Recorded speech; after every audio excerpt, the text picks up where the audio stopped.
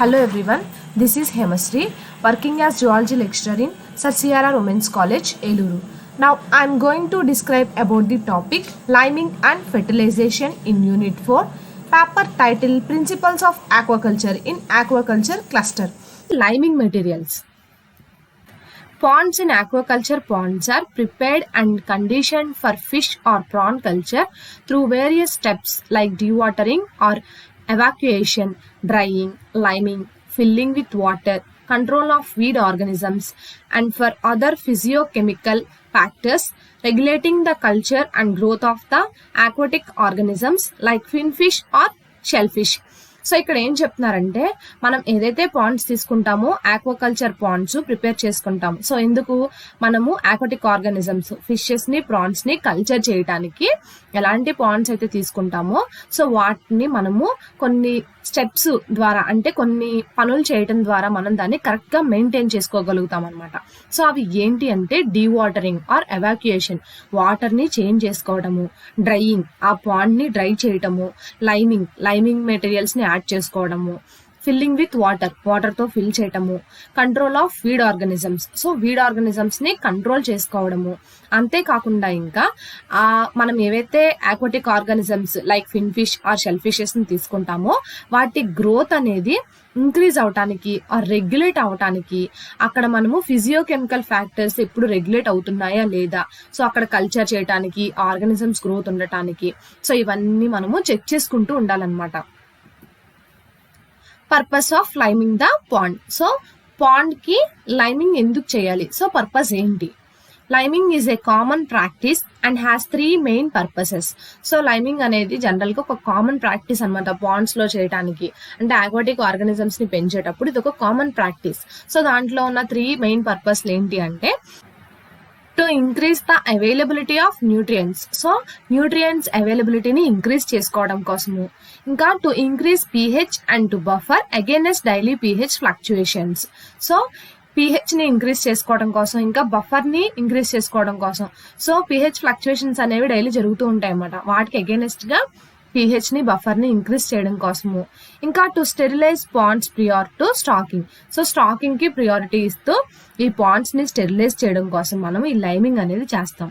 While these practices use lime, they involve different chemical compounds. So ఈ practices అన్ని మనం lime తో చేస్తాం. సో అంతేకాకుండా ఇక్కడ డిఫరెంట్ కెమికల్ కాంపౌండ్స్ కూడా ఇన్వాల్వ్ అయ్యి ఉన్నాయి. Liming to increase nutrient availability and to increase and buffer pH. So ఈ లైమింగ్ అనేది న్యూట్రియంట్ అవైలబిలిటీని ఇంక్రీజ్ చేస్తుంది, అంతేకాకుండా బఫర్ ని ఇంకా బఫర్ pH ని కూడా మనకి ఇక్కడ ఇంక్రీజ్ చేస్తుంది అనమాట.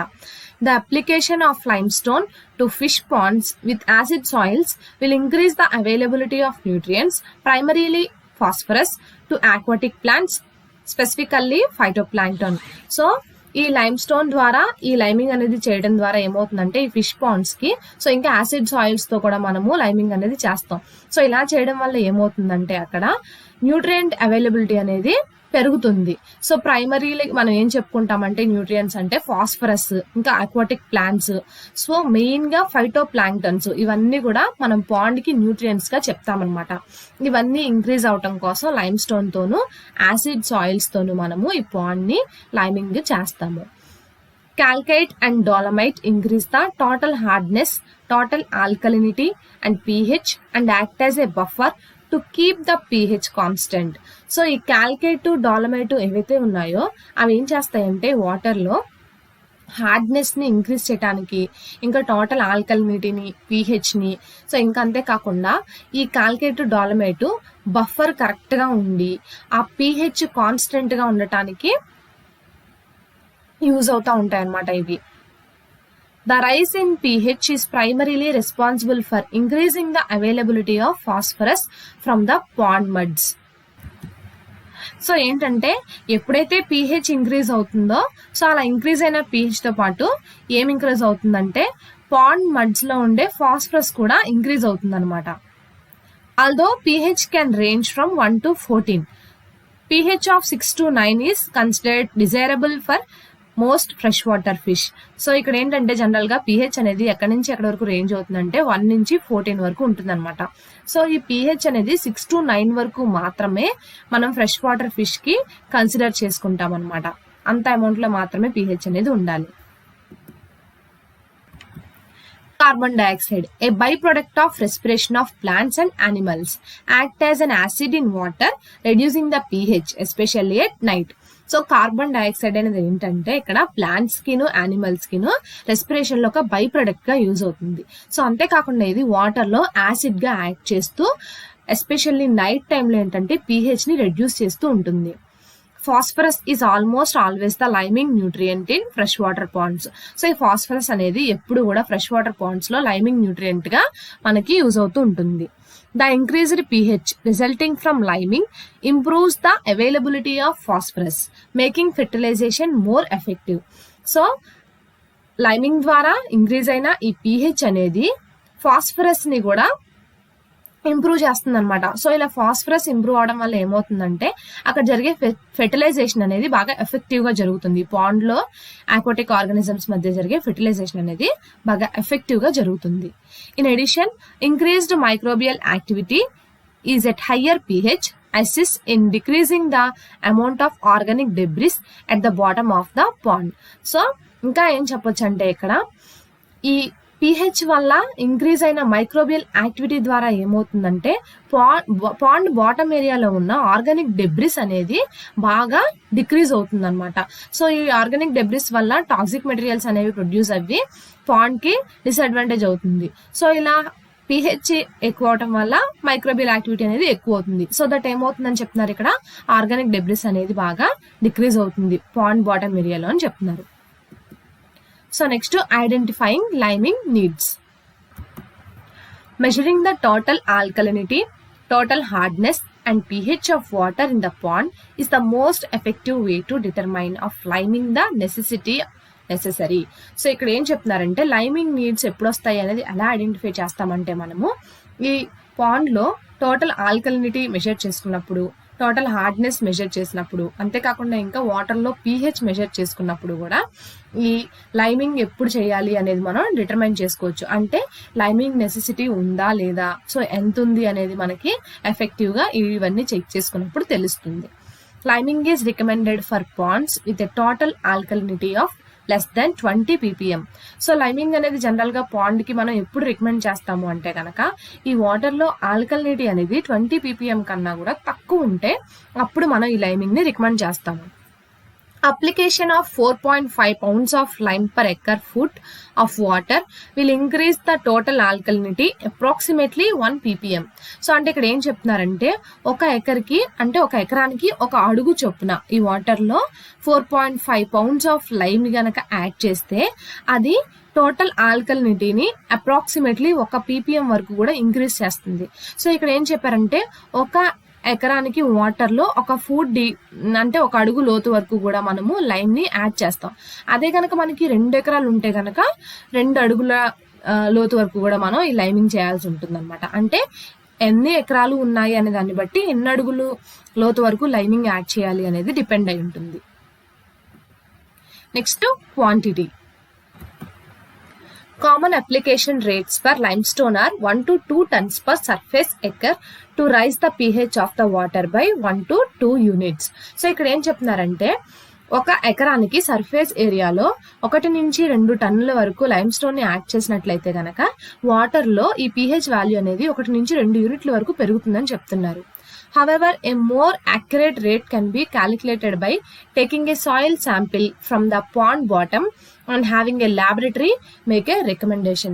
సో ఇక్కడ ఏం చెప్తున్నారంటే యాక్యురేట్ రేట్ కావాలి. సో దేనికి pH కి కానీ ఆల్కలినిటీకి కానీ ఆ హార్డ్నెస్ కి కానీ సో యాక్యురేట్ రేట్ అనేది కావాలి. ఎంత లైమ్ స్టోన్ యాడ్ చేయాలి అనేది యాక్యురేట్ గా కావాలి అంటే గనక పాండ్ బాటమ్ దగ్గర నుంచి మనము సాయిల్ శాంపిల్ అనేది తీసుకొని ఆ సాయిల్ శాంపిల్ ని ల్యాబొరేటరీకి ఇస్తే సో కరెక్ట్ వాల్యూస్ తెలుస్తాయని ఇది ఒక బెస్ట్ రికమెండేషన్ అనేది మనకి చెప్తున్నారు అనమాట.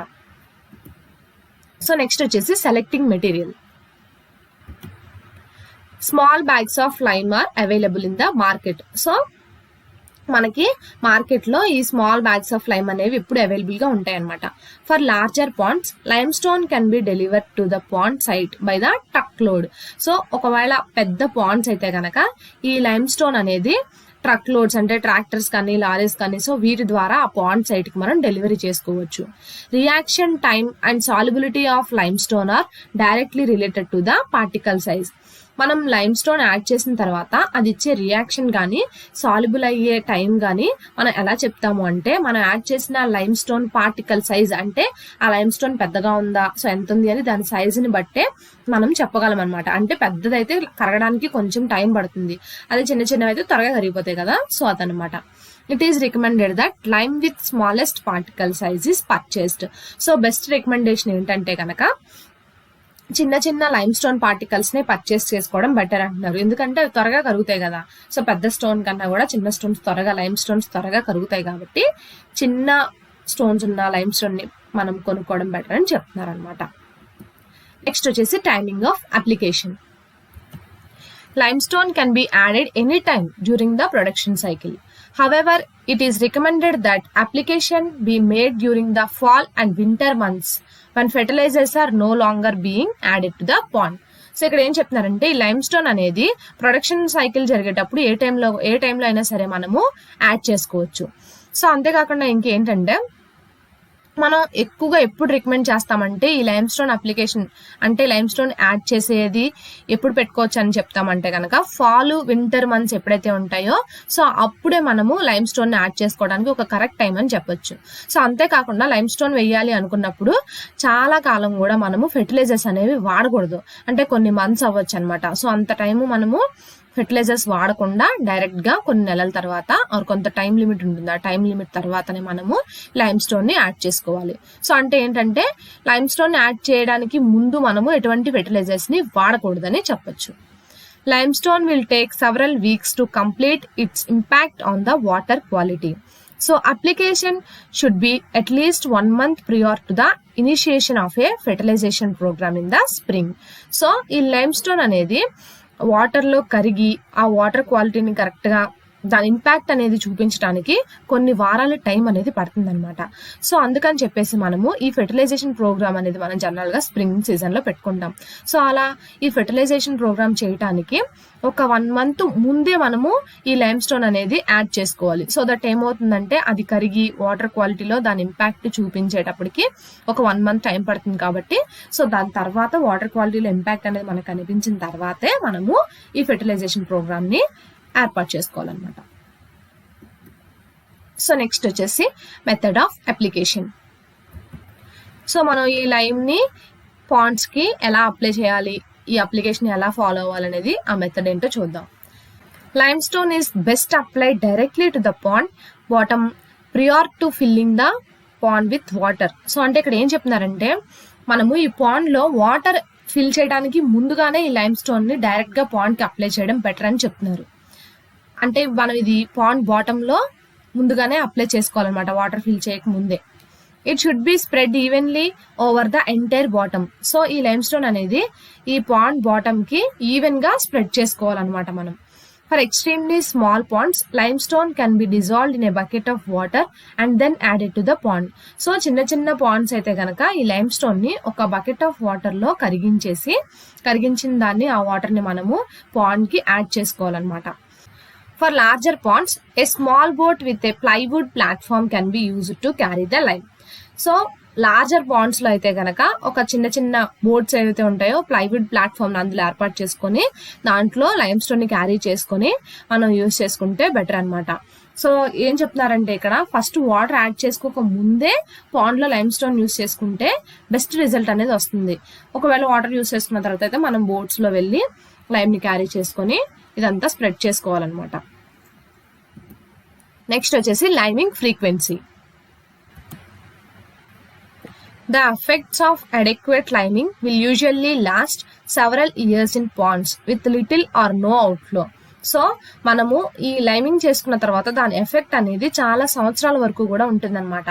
సో ఈ పాండ్స్ లో ఏంటంటే ఒకవేళ అవుట్ఫ్లో జరిగితే కొంచెం అవుట్ఫ్లో మాత్రమే వెళ్తుంది, లేదంటే అసలు అవుట్ఫ్లో అనేది లైమింగ్ అనేది వెళ్ళిపోవడం అనేది ఉండదన్నమాట.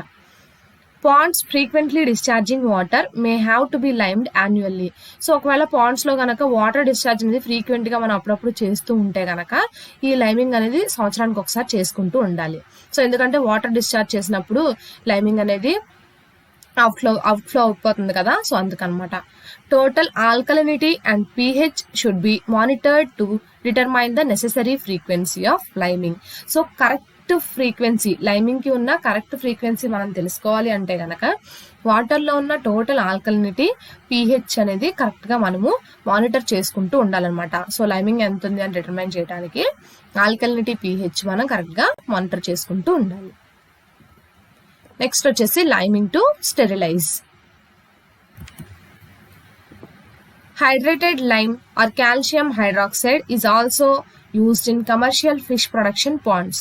సో జనరల్ గా ఏంటంటే కమర్షియల్ ఫిష్ ప్రొడక్షన్ పాండ్స్ లో హైడ్రేటెడ్ లైమ్ ఇంకా కాల్షియం హైడ్రాక్సైడ్ కూడా వాడుతూ ఉంటారన్నమాట లైమింగ్ చేయడానికి కోసం. While it will increase total hardness and temporarily increase the total alkalinity, its primary effect is to raise the pH of mud and water quickly and dramatically. So ఏంటంటే దీని వల్ల ఏమవుతుందంటే ఈ వాటర్ లో ఉండే టోటల్ హార్డ్నెస్ అంటే calcium component ఇంకా total alkalinity, so ఇది టెంపరీగా ఇంక్రీజ్ అవుతుంది. ఏంటది? Hydroxide component. సో ఇవి గనక ఇంక్రీజ్ అయితే ఏమవుతుందంటే అది వాటర్ pH మీద ఎఫెక్ట్ చూపిస్తుంది. సో వాటర్ మడ్ లో ఉండే pH అనేది చాలా ఫాస్ట్ గా డ్రమాటికల్లీ అసలు అంటే తెలుసుకునే లోపే వెంటనే ఇంక్రీజ్ pH అనేది బాగా రైజ్ అయిపోతుంది అనమాట. పాయింట్స్ ఆఫ్ కన్సిడరేషన్ అంటే మనం హైడ్రేటెడ్ లైమ్ వాడినప్పుడు కన్సిడర్ చేయాల్సిన పాయింట్స్ ఏంటి అంటే the elevated pH will last for about a week, prohibiting any stocking of fish. So ఇలా ఇది వాడడం వల్ల మనకి ఇక్కడ pH అనేది బాగా రేజ్ అయిపోతుంది కదా, సో అలా రేజ్ అయిన pH అనేది ఒక వారం వరకు కూడా ఉంటుంది అనమాట. సో అలాంటి టైంలో అక్కడ ఎటువంటి ఫిష్ ని స్టాక్ చేయడము కుదరదు అనమాట. Always check the pH before stocking. So ఇలాంటప్పుడు ఏంటంటే ఈ హైడ్రేటెడ్ లైమ్ ని వాడినప్పుడు స్టాకింగ్ చేసే ముందుగా pH ని చెక్ చేసుకోవాలన్నమాట. pH వాల్యూ ఎంత ఉందనేది చెక్ చేసుకోవాలి. Adding hydrated lime is not recommended when fish are present in the pond. ఒకవేళ ఆ పాండ్ లో ఫిష్ అనేది గనక ఉంటే ఆ టైంలో హైడ్రేటెడ్ లైమ్ అనేది యాడ్ చేయడానికి మంచి రికమెండేషన్ కాదనమాట. సో అప్పుడు దాన్ని రికమెండ్ చేయరు. The use of hydrated lime is recommended when there is any concern of carrying diseases. So ఒకవేళ ఆ పాండ్ లో ఉన్న ఫిషెస్ కి ఏవైనా డిసీజెస్ ఉంటే గనక అప్పుడు మాత్రమే ఆ హైడ్రేటెడ్ లైమ్ యాడ్ చేయడానికి మనం రికమెండ్ చేసుకుంటాం అనమాట. సో నెక్స్ట్ వచ్చేసి organic manures and inorganic fertilisers commonly used and their implication in fish ponds. Introduction and importance of manures. Production of natural feed through fertilization is one of the important factors for better survival and growth of fish in ponds. So ఈ Pond's ని fertilisation చేయడం ద్వారా మనం natural feed ని produce చేసుకోవడము అనేది ఈ fishes యొక్క సర్వైవల్ రేట్ కి మంచి గ్రోత్ కి బాగా అవసరం అవుతుంది అనమాట. అంతేకాకుండా ఈ ఫిష్ పాండ్స్ ని ఫెర్టిలైజేషన్ చేయడం అనేది ఒక ఇంపార్టెంట్ ఫ్యాక్టర్ గా మనం చెప్పొచ్చు. Good phytoplankton growth is pivotal for sustained zooplankton density in a pond. ఈ పాండ్ లో జూ ప్లాంక్టన్ డెన్సిటీ అనేది బాగా ఉండాలి, ఈ జూ ప్లాంక్టన్ బాగా సస్టైన్ అవ్వాలి అంటే మంచి ఫైటోప్లాంక్టన్ గ్రోత్ కూడా ఒక కీలకమైన పాత్రని వహిస్తుంది అని చెప్పొచ్చు. This requires an adequate availability of nutrients such as phosphorus and nitrogen and other micronutrients. So ఇక్కడ ఏం చెప్తున్నారంటే ఈ జూ ప్లాంక్టన్ ఫైటోప్లాంక్టన్ గ్రోత్ బాగా ఉండాలి అంటే కొన్ని న్యూట్రియంట్స్ అవైలబిలిటీ అనేది ఉండాలి. సో ఇక్కడ కొన్ని న్యూట్రియంట్స్ అనేవి రిక్వైర్ అవుతాయి అనమాట. సో ఆ న్యూట్రియంట్స్ ఏంటి అంటే ఫాస్ఫరస్, నైట్రోజన్ ఇంకా కొన్ని మైక్రో న్యూట్రియంట్స్ అని చెప్తున్నారు. Since the natural availability of these nutrients is low, ponds must adequately fertilize it to sustain good plankton growth. ఒకవేళ ఈ పాండ్ లో గనక ఈ న్యాచురల్ న్యూట్రియంట్స్ అవైలబిలిటీ తక్కువగా ఉంటే మనం పాండ్ కి మంచి ఫెర్టిలైజర్స్ అనేవి యాడ్ చేయాలన్నమాట. సో అలా ఫెర్టిలైజర్స్ యాడ్ చేస్తేనే తగినంత ఫెర్టిలైజేషన్ అనేది ఉంటేనే ఈ ప్లాంక్టాన్ గ్రోత్ అనేది బాగా ఉంటుంది. సో నెక్స్ట్ వచ్చేసి inorganic manures. The efficacy of fertilizers and manures for improved natural productivity mainly depends on the nitrogen and phosphorus N:2P and carbon and nitrogen C:2N rations in the pond sediment. So ఇక్కడ ఏం చెప్తున్నారంటే ఈ pond లో natural productivity అనేది improve అవటానికి, అంటే zoo plankton, phyto plankton ఇవన్నీ improve అవటానికి ఈ ఫెర్టిలైజర్స్, మెన్యూర్స్ కి సమర్థత ఎలా వస్తుంది, అవి దేని మీద డిపెండ్ అయి ఉన్నాయి అంటే నైట్రోజన్ ఫాస్ఫరస్ రేషన్స్, ఇంకా కార్బన్ నైట్రోజన్ రేషన్స్ ఏవైతే పాండ్ సెడిమెంట్ లో ఉంటాయో సో వీటి మీద డిపెండ్ అయి ఉంటాయి అన్నమాట ఈ ఫెర్టిలైజర్స్, మెన్యూర్స్ అన్ని కూడా. Nitrogen is to phosphorus ratios of 2:1 to 4:1 ratio and carbon is to nitrogen ratio of 10:1 to 20:1 are desirable for sustained primary productivity of pond water. So ఈ పాండ్ వాటర్ లో ఈ primary productivity sustain అవటానికి so ఈ rations ఎంతలో ఉండాలి అని చెప్తున్నారంటే nitrogen phosphorus rations అయితే కనుక 2:1 నుంచి 4:1 రేషియో వరకు ఉండాలి. అదే carbon is to nitrogen ratio అయితే కనుక 10:1 నుంచి 20:1 వరకు ఉండటము అది డిజైరబుల్ ఫీచర్స్ అని చెప్తున్నారు అనమాట. Fertilizers used in fish ponds are of 3 categories viz organic and inorganic and bio fertilizers. So ఈ ఫిష్ పాండ్స్ లో యూజ్ చేసే ఫెర్టిలైజర్స్ అనేవి 3 categories గా ఉన్నాయన్నమాట. సో ఏంటవి? ఆర్గానిక్, ఇన్ఆర్గానిక్ ఇంకా bio fertilizers. The major fertilizing elements are nitrogen, phosphorus, potash and calcium, whereas the minor elements are manganese, boron, sulfur, iron, copper, zinc, etc. So ఇక్కడ major ఫెర్టిలైజింగ్ elements అంటే ఏం చెప్తున్నారు? Nitrogen ని, phosphorus ని, potash ని, calcium ని major fertilisers గా చెప్తున్నారు, అంటే మేజర్ ఫెర్టిలైజింగ్ ఎలిమెంట్స్ గా చెప్తున్నారు. అదే గనక మైనర్ ఎలిమెంట్స్ అయితే ఏం చెప్తున్నారు? Manganese, boron, sulphur, iron, copper, zinc ఇంకా మిగతా వాటిని మైనర్ ఎలిమెంట్స్ గా చెప్తున్నారు. So next organic fertilisers. So ఇప్పుడు ఆర్గానిక్ ఫెర్టిలైజర్స్ చూద్దాం మనం. Cowdung is the main organic fertiliser used by farmers. So general గా మనందరికీ తెలుసు కౌడంగ్ అనేది మెయిన్ ఆర్గానిక్ ఫెర్టిలైజర్ అని. సో దీన్ని ఈ పాండ్ ఫార్మ్స్ లో ఫార్మర్స్ ఎక్కువగా వాడుతూ ఉంటారు. అదే మెయిన్ ఆర్గానిక్ ఫెర్టిలైజర్ అన్నమాట. Besides organic fertilizers include manure, cotton seed meal, soybean meal, rice bran, alfalfa meal and other processed grains or hays.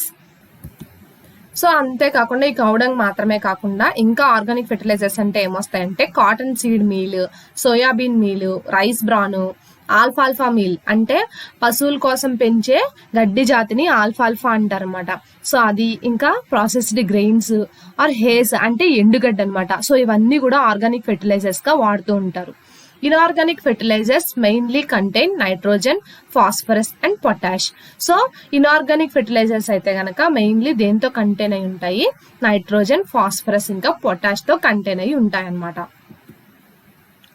Often chemical fertilizers such as triple sulfur phosphate are used in combination with organic fertilizers to ensure that robust phyto and zooplankton populations are established.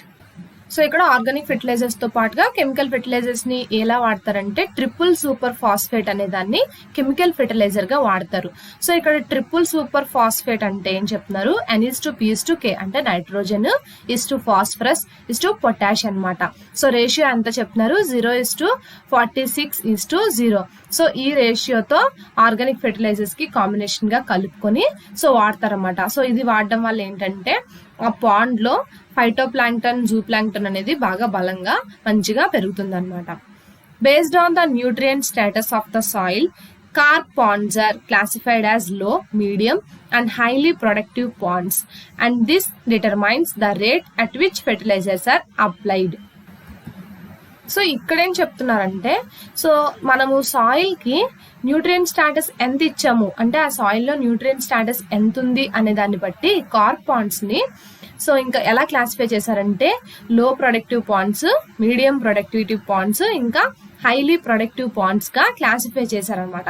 So దీన్ని ఎలా determine చేసుకుంటారంటే ఈ fertilisers ఎటువంటి టైంలో అంటే ఏ టైంలో apply చేశారు అనే దాన్ని కూడా బట్టి చూసుకొని దాన్ని కూడా లెక్కలోకి తీసుకొని ఈ పాండ్స్ ని క్లాసిఫై చేస్తారనమాట.